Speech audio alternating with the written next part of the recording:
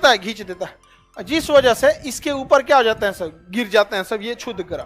क्षुद्र ग्रह जिसके ऊपर गिरा उसे उल्का पिंड कहेंगे। क्या कहेंगे? उल्का। तो उल्का पिंड किसके ऊपर गिर जाता है? मंगल पे। लेकिन ये डिस्टेंस करोड़ों किलोमीटर है। क्या है? करोड़ों किलोमीटर। तो खींचने का ये खींच देता है, एट ए टाइम तो पहुंच नहीं पाएगा। करोड़ों किलोमीटर डिस्टेंस से जो आ रहा है, तो इसी बीच अगर ये मंगल ऊपर चला गया तो ये जो इधर से क्षुद्र ग्रह है, अब ये किस पे गिरेगा? किस पे गिरेगा?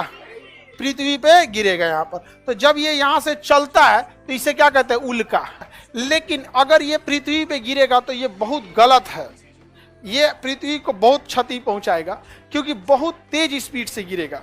आप एक ईंटा जो है ना, छोटा सा टुकड़ा ईंटा 5 तल्ला पे से किसी के सर पे गिराइएगा, उसके बचने की कोई संभावना नहीं। समझ में आ गया कि नहीं आ गया? तो ये पृथ्वी पे गिरेगा ना तो पृथ्वी को बहुत क्षति पहुंचाएगा। इसलिए पृथ्वी के चारों ओर जो वायुमंडल है, वह वायुमंडल ना इस जब कोई भी चीज आप देखिएगा, अगर आप सड़क पे चलते हैं तो आपको हवाओं का घर्षण फील नहीं हुआ होगा, लेकिन जब आपकी मोटरसाइकिल की स्पीड 80 से ऊपर जाती है, आपको फील होता है कि कोई ढकेल रहा है। समझ में आया कि नहीं आ गया? इसीलिए मोटरसाइकिल में आपको 120 जाएंगे ना तो आपको तो मतलब आप मृत्यु को दावत दे रहे हैं।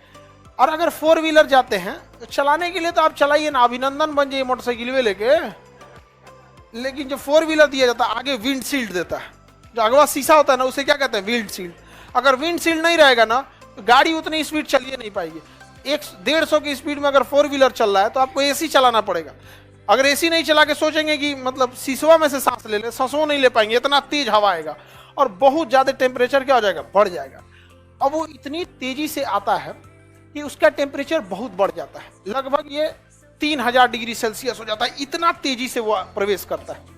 12 किलोमीटर प्रति सेकंड मिनिमम उसकी स्पीड होती है, 1 सेकंड में 12 किलोमीटर।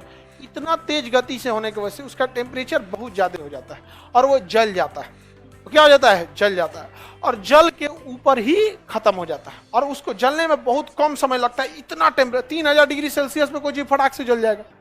तो आप रात में कभी देखे होंगे ना, कोई तारा ऐसे टूट गया, कोई तारा नहीं टूटता, उसे पूरा उल्का पिंड गिर रहा था, ठीक हुआ कि ऊपर जल के खत्म हो गया, खोपड़िया फोड़ देता है किसी का यहाँ पर। अगर वायुमंडल नहीं रहता तो ये उल्का पिंड तो भड़ाम भड़ाम गिरता हमारे ऊपर और हमारा पृथ्वी पचक जाता, पुरान लोटा जैसे पचकल रहता है ना।